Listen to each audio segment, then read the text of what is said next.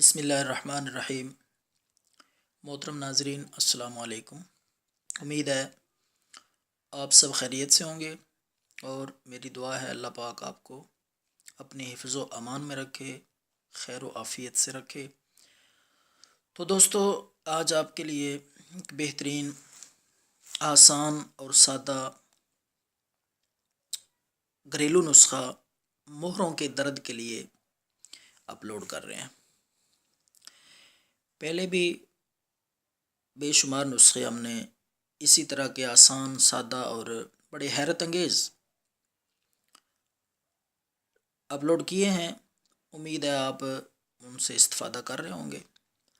تو آج کا نسخہ بھی پہلے کی طرح بڑا ہی مؤثر، بے حد ہی کارآمد نسخہ ہے، اور یہ نسخہ پیش خدمت ہے مہروں کے درد۔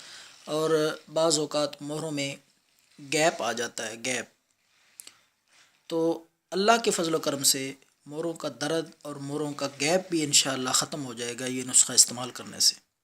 بے حد آسان، آزمودہ اور حیرت انگیز نسخہ ہے۔ تو آپ نے 5 عدد کالی مرچیں لے لینی ہیں، کالی مرچ 5 عدد، اور ساتھ میں 5 عدد لونگ، 2 چیزیں ہوگی، اور ان کے ساتھ آپ نے 1 گرام خشک ادرک ملا لینا ہے۔ 5 عدد کالی مرچیں، 5 عدد لونگ اور 1 گرام خشک ادرک، تینوں چیزوں کو آپ نے کوٹ کر مکس کر لینا ہے۔ اور یہ سفوف، یہ دوائی ہر روز آپ نے 1 چمچ دن میں 2 مرتبہ استعمال کرنی ہے، صبح اور شام 1 چمچ۔